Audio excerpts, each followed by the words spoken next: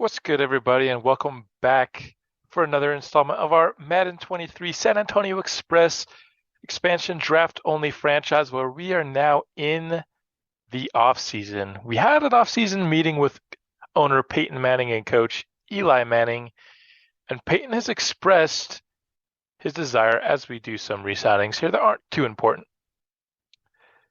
He expressed the desire to maybe go away from this draft only formula. He's really pleased with the improvement from 3 wins in year 1 to 7 wins here in year 2, and really thinks that a few free agent acquisitions could push us towards playoff contention in the third year of our franchise. However, as GM, we push back heavily saying that draft only is the way to go. It's got us so far. Why stop now? And while Peyton is concerned that now that we only have a regular amount of draft picks, we no longer have the extra draft picks that came from the first 2 years of our franchise from our expansion.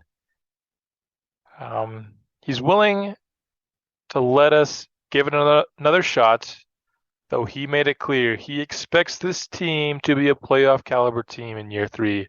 He believes with some free agent acquisitions we should be there, and so he wants us to be there draft only. With that said, let's take a look at mock draft 3 and where some of the guys that we like are going. Morris Morgan going to us at 9 is kind of annoying. I don't actually like the mock draft giving me people that I actually want because I like to see where they would go if we wouldn't take them. But Morris Morgan is one of the players on our board for sure. And the question that we have to answer is, are we going to trade up for who I think is the best player in the draft, currently going number 2 in this draft? Or are we going to trade back, accumulate more draft picks, and maybe get more shots in the middle of this draft where there's a lot of prospects that I quite like here in the middle of the draft? Of course, we don't have any extra picks, so if we want to have several, bites at the apple, it's probably going to require a trade down. In doing so, though, we miss on taking who I really think is one of the better players in this draft. Probably the best in Marquestin Red. And that's the question we have to answer here on this episode. We'll advance a week so we can see, both combine and pro day results before we kind of make up our minds on what the best course of action will be for this team.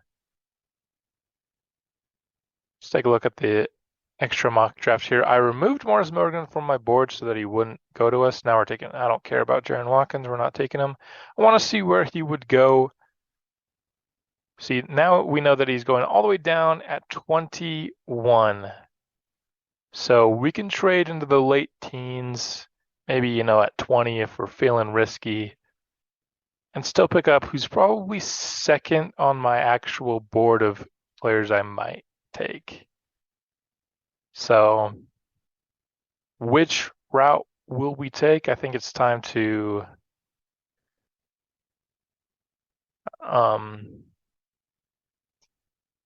advance the week. Should we preview the draft before or after we find out our focus players? I think we'll simulate 2 focus players here first, and then we'll kind of go over the game plan.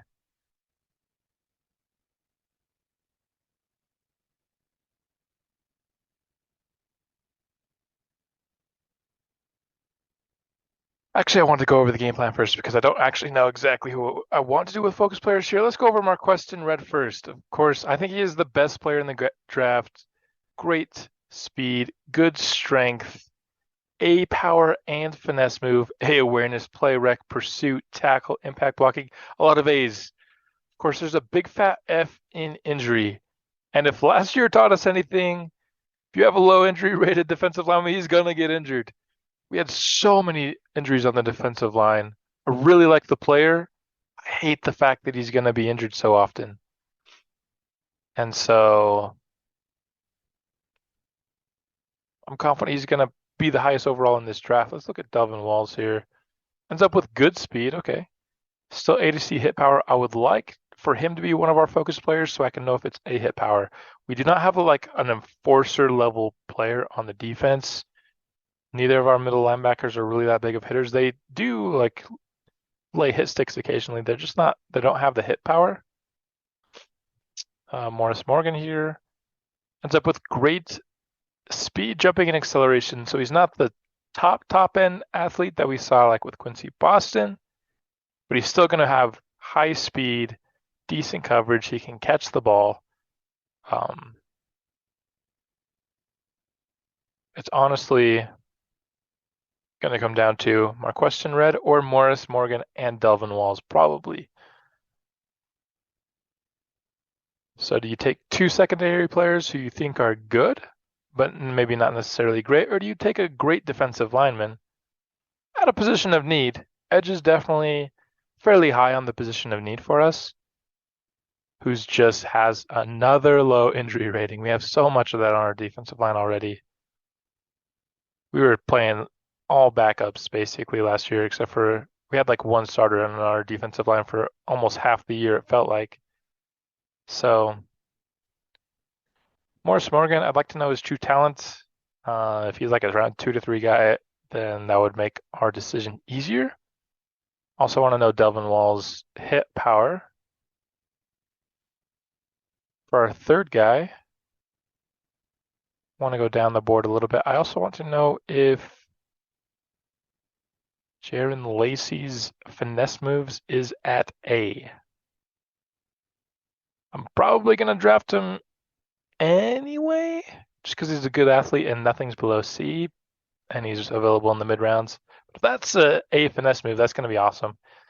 So those are our 3 focus players. Let's take a look at the free agency recap, see any changes in the league, especially inside of our division. Tom Brady is going to quarterback the Jaguars, so the Jaguars are done with Trevor Lawrence, it looks like, maybe. The Broncos lose Patrick Surtain to the Philadelphia Eagles. Okay, so a major loss inside of the division. Falcons go for 2 running backs here. Eagles bring back Hassan Reddick as well. And yeah, we're getting down to the low 80s here quick. This was not a very strong free agent class. Also see like guys like Patrick Surtain should be over 89 overall by the time he's 26 years old, I feel like.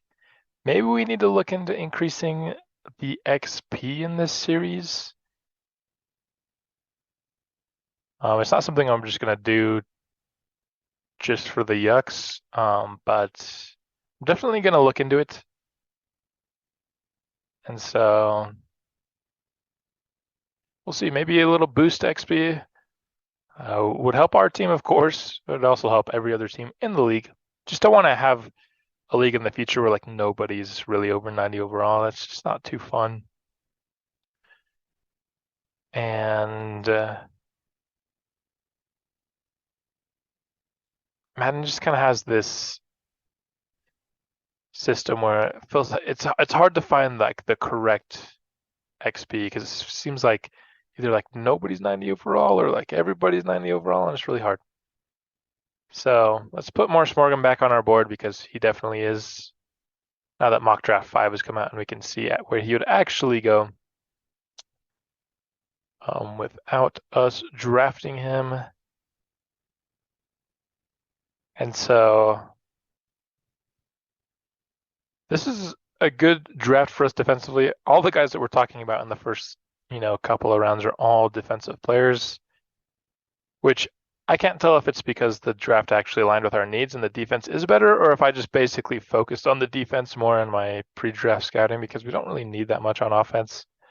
It's really quarterback and interior offensive line is the only thing I'm really looking at. We could use a receiver, but if I'm going to draft a receiver, it's going to be like a high-end awesome receiver. There's just not one in this class. And so, yeah, our needs definitely align more on the defense. And so it's either, I can't tell if that's why we have so many defensive players on the board or if it's the fact that the defense is actually better in this draft than the offense. Let's go over a little bit of our game plan here.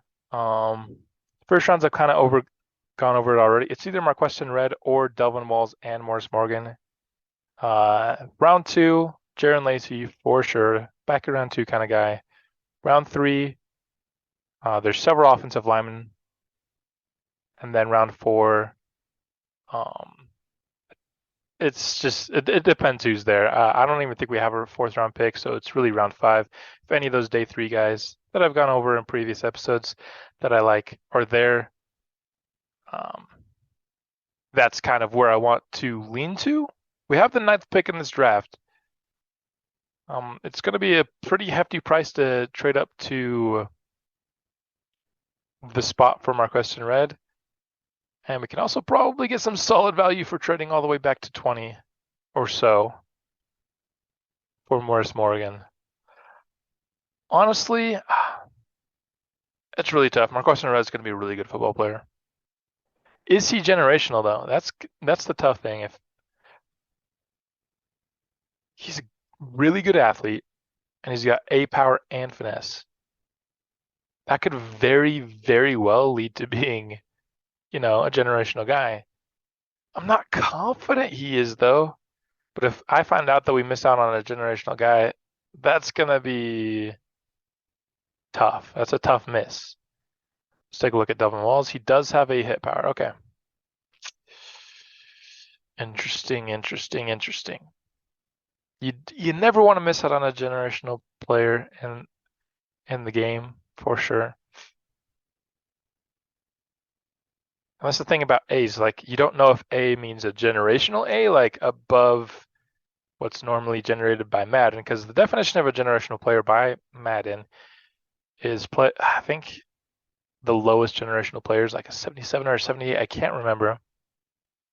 And they have their superstar X factor guaranteed, and then they also have, abilities that go beyond the generally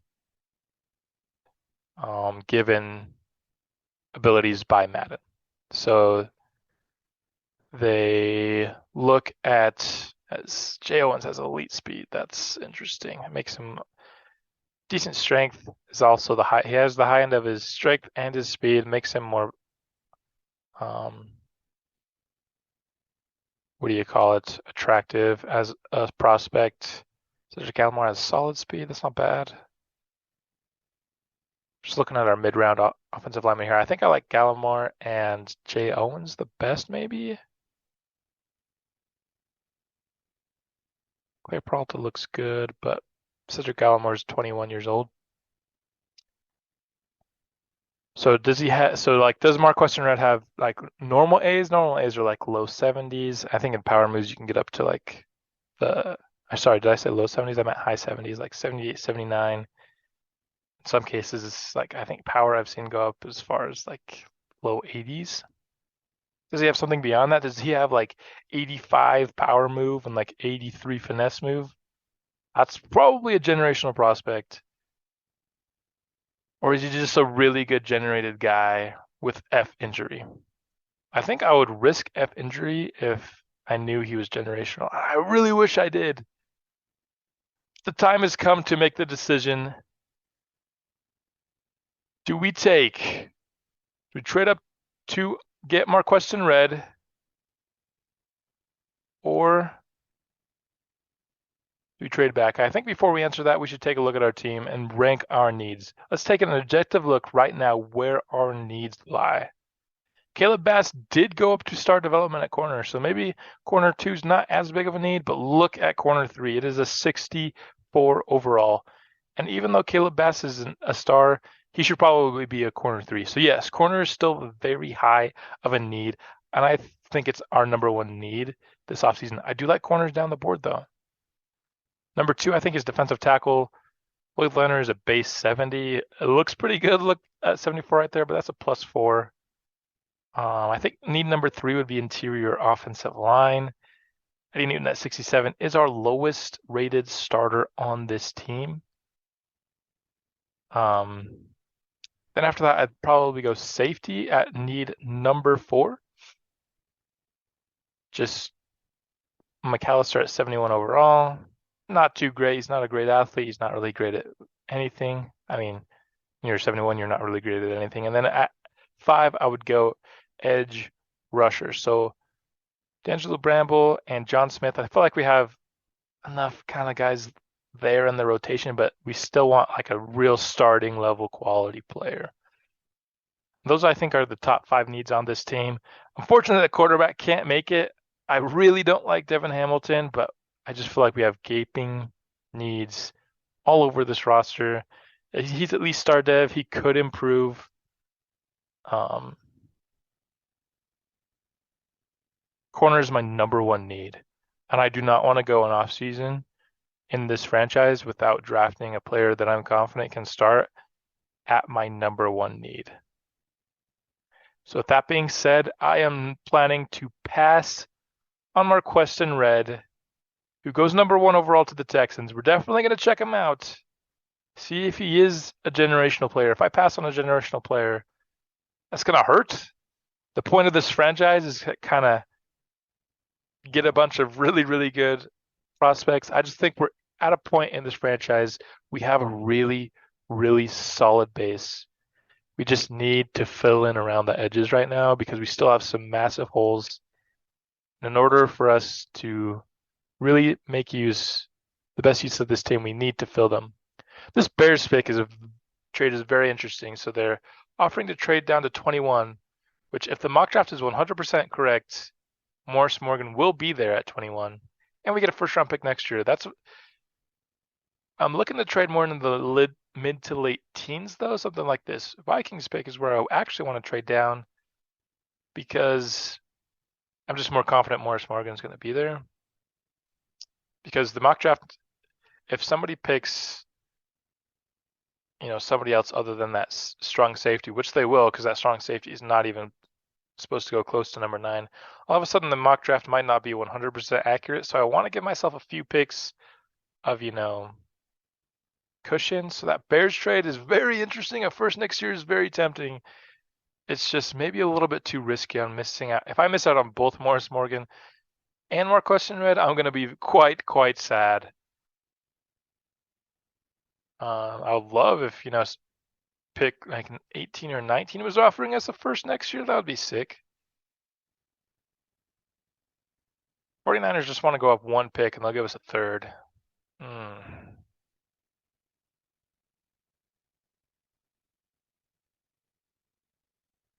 Maybe we just do that and then we circle back around next time for this next pick. Just a third round pick just to move back 1 spot. This Bears trade though.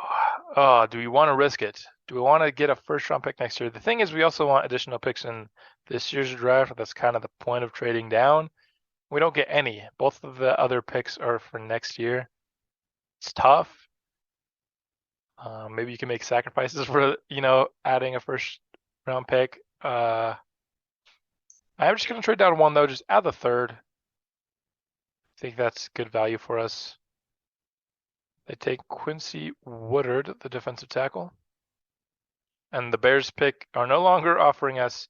See, if the Bears were still offering us 2 firsts, I might have taken that. But just the 1 pick, and they're no longer interested in offering us another first. We can get a second round pick from the Vikings to go down to 16. Kind of the same offer to go down to 17 from the Steelers. But they're offering us a better third pick. So I think we're going to do that here. Trade with the Steelers. Get to 17. They go quarterback. Quarterback 2 picks in a row. Steelers and the Lions. Continuing to go on through this draft.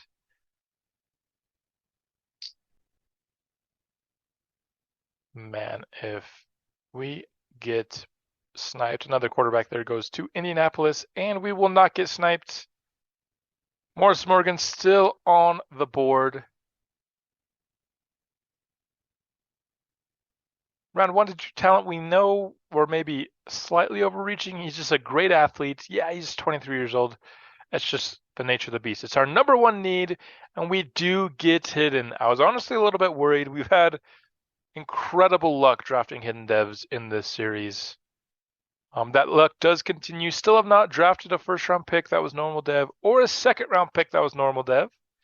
See if we can continue that here. This is probably the draft where we're drafting like the least talented players at the top of our board. So definitely a much increased risk of, drafting a normal. I just don't think the draft was as good this year as it has been in the first couple of years, which that combined with the fact that we have less draft capital as usual, not going to get, as many of those high-end players. I do want to try to trade back up into the first round. I know Delvin Walls was actually projected to go high second, but I don't want to risk it here. There were some safeties being selected in the back end of this first round in the mock drafts. And I don't want to lose out on Delvin Walls. The whole point of choosing Morris Morgan over Marquess and Red is that it could also net us Delvin Walls. There's going to be a big hitting safety, good run stopping safety, something that we struggle so much against the run. Is this enough for the Commanders? It is not, and it shouldn't be. I'm just wondering if,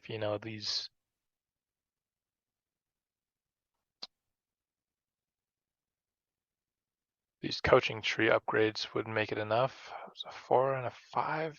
Ugh, is it worth it? They say no anyway, so now I don't think I'm willing to give up 3 along with the 2. Maybe our second, third.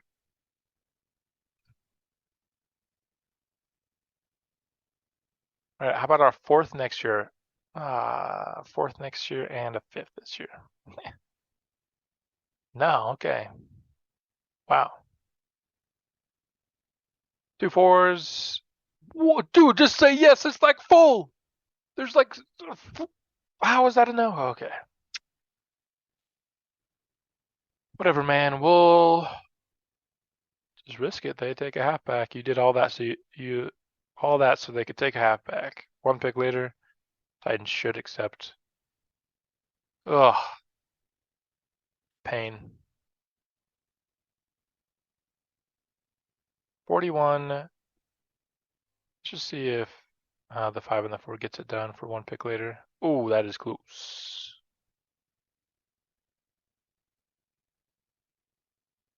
5 and a 4 next year instead. Oh my goodness, dudes. What is going on? I've never seen declines that were so close to being accepted. It's so annoying. 2 4s, whatever. Take my draft capital and get out of here, please. Ugh. Delvin Walls, all this to take a man who wasn't going to go close anyway, and he's hidden as well. Okay, the hidden dev streak continues in our Madden 23 San Antonio Express franchise. Let's see. We started draft 1 with 7 straight hidden devs. We followed up with 5 straight hidden devs in year 2. So far we're at 2 straight hidden devs. I don't even know if we'll have enough draft picks to do 5 straight hidden devs. We will. But that would mean like our entire draft class would have to be hidden dev. So Jaron Lacey's still 46 spots down the board. We pick in 17 spots. He should be there. We're just going to simulate to that pick and see if we made a mistake.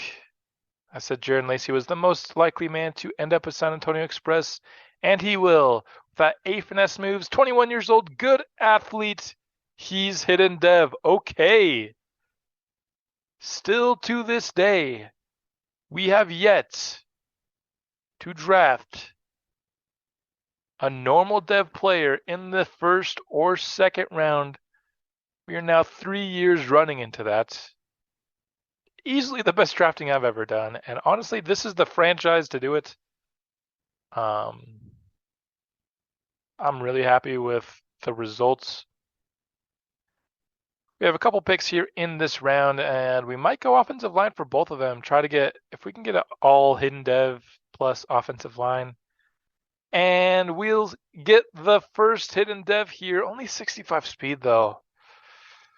Thought solid would be a little bit more than that, maybe like 67, 68. I know that it's only a couple difference, but that couple can really make a big difference, especially in a running scheme where we have a lot of guys pulling.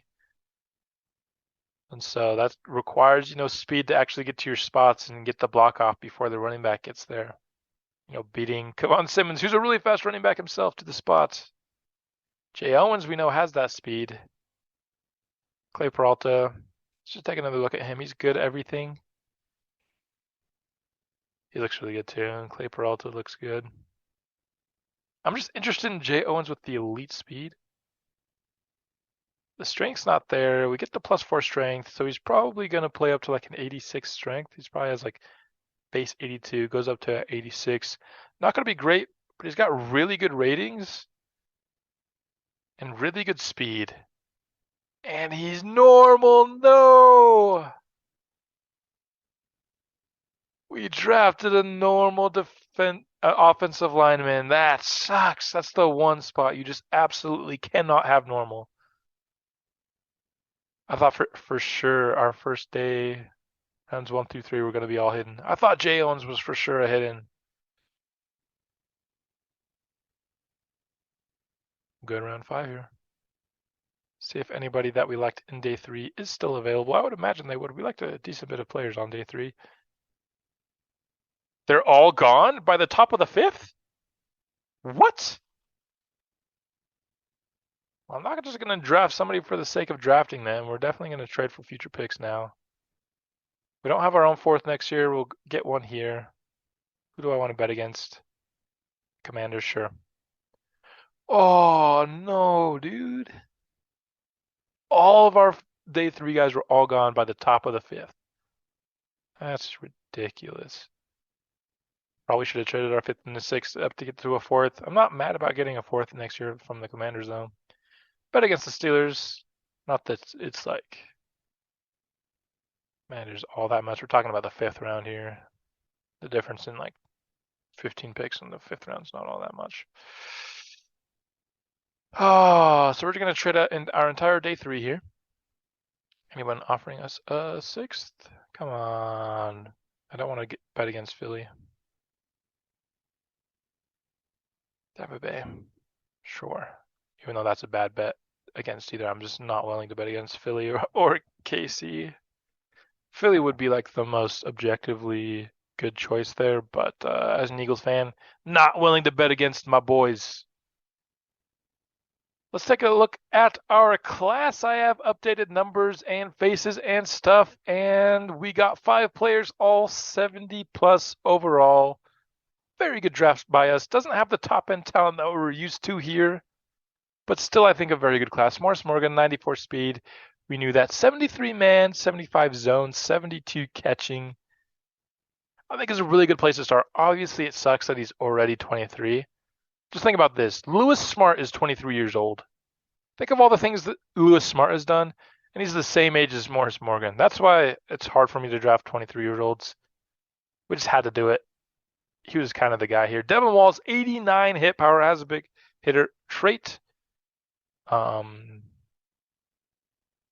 coverage isn't even that bad. Of course, man sucks.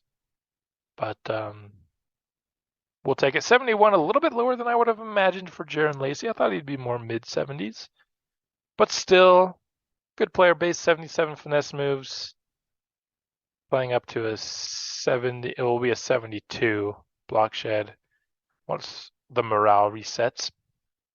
Of course, has some good hit power to himself as well. Cedric Gallimore, a 73 hidden dev right guard. Only has one thing in the 60s, so looks pretty good there. Both lead block and impact block, are 84. Of course, just the 65 speed is a little bit annoying. And then what's really annoying about Jay Owens is that he's normal because his strength was even higher. Playing up to an 88 strength is not bad. 89 impact block. Only one thing in the 60s, and it's 69. Nice. The elite speed.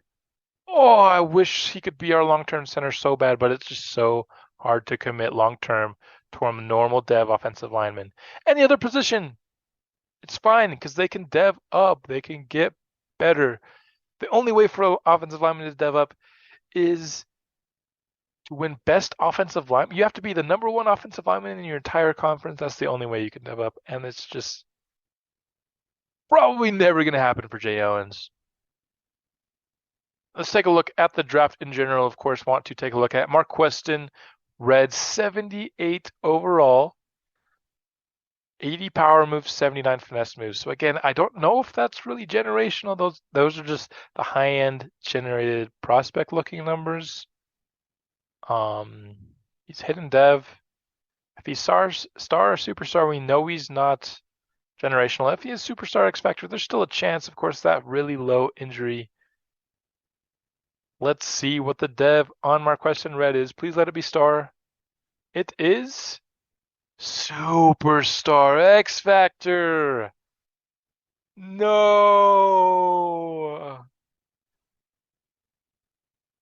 Of course, this doesn't confirm that he's a generational edge. You can have high-end Superstar X Factors, and none of his ratings scream generational.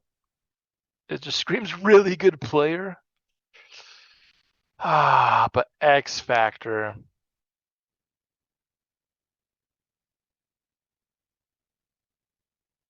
That's tough. Another guy we liked in this draft was Ian Hankins. He is normal dev. Good player, though, for sure. Going to our division rival Chargers.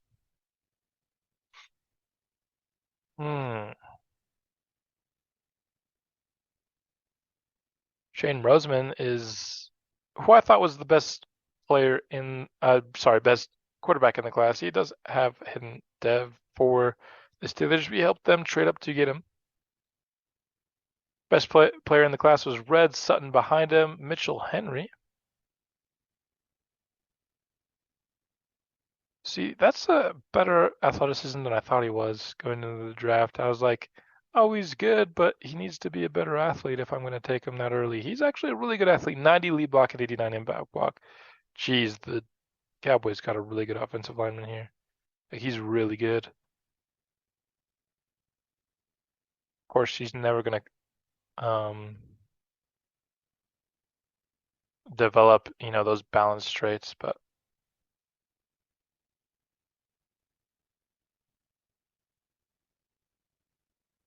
let's see what his dev is. It's just star. If it was superstar, that would be an incredible pick. Star, still a good pick, for sure. For sure. Steve Saunders, another edge rusher that we liked as I accidentally pressed the wrong button.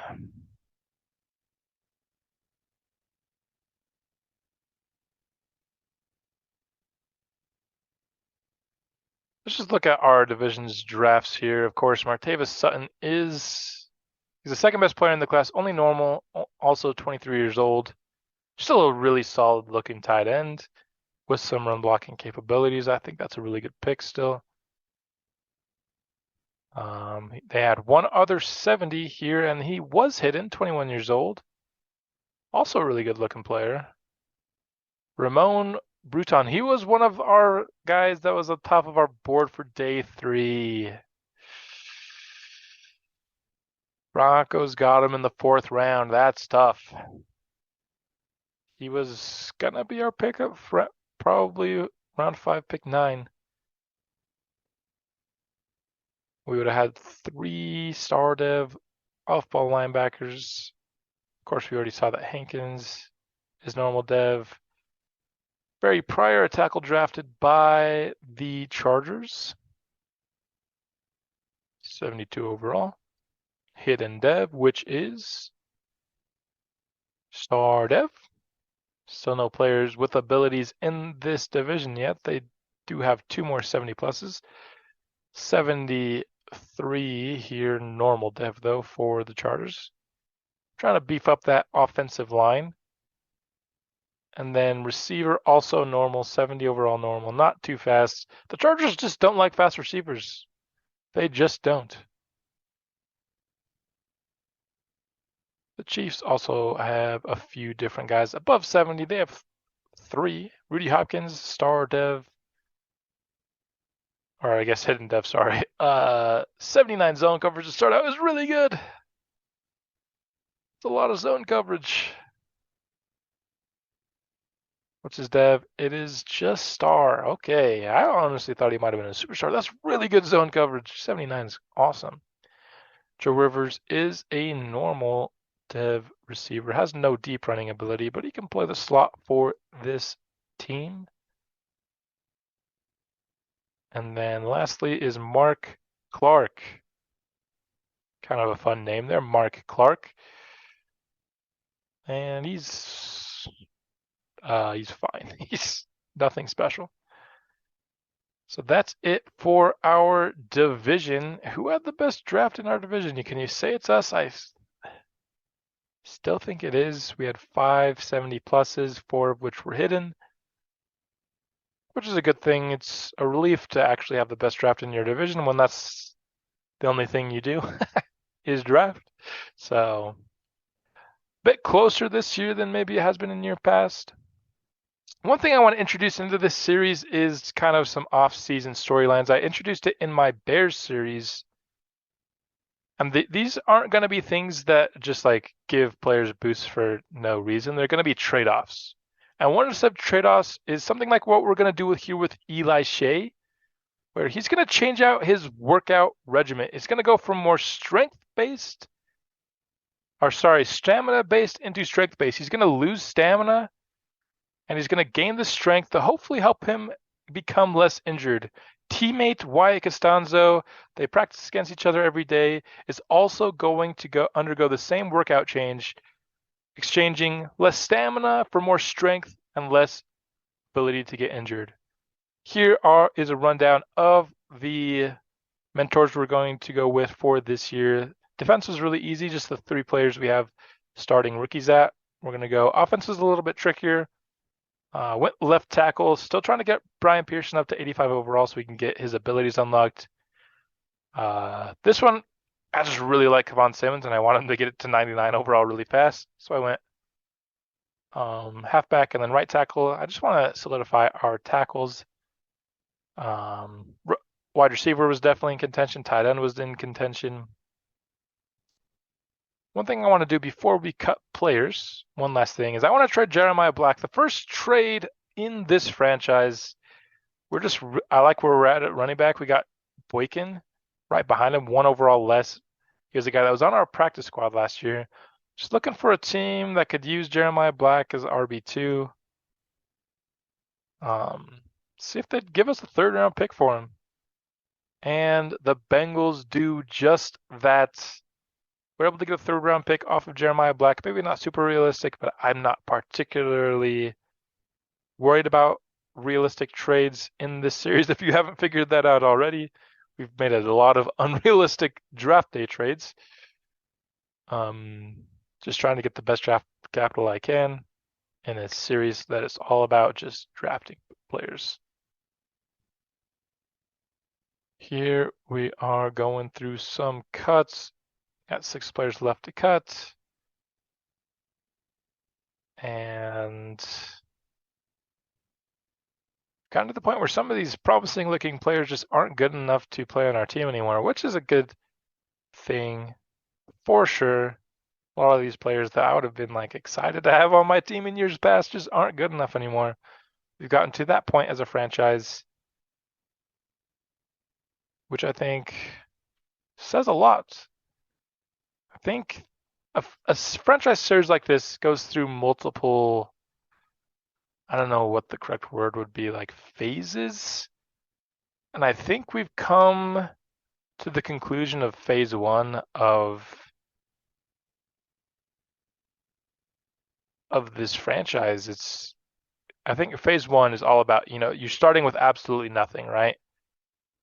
Phase 1 is going from nothing to a team that actually makes sense. And I think we've finally reached that point. We'll take a look at our team as a whole here after these upgrades. 3 finesses for Timmy Reed is quite good. as he looks really good heading into year 3. Darius Connor, trying to get him up to 85 overall as quickly as we can. Wyatt Costanzo, also trying to get him up to 85 overall as quickly as we can. Just want to unlock these second abilities for these superstar players, as we are now under pressure by our owner to start winning with this team. He is no longer content with building a roster through the draft. He wants to win. And so what's going to help us win? Having more superstar abilities playing out on the field, that's for sure. Luis Sanchez going up to a 75 overall here to start year 2 of his career, already 24 years old. He is the oldest player on the team. I think, is he the oldest he might be like the oldest starter. An acceleration and a break tackle for, come on, Simmons. He looks so good already. Jeez.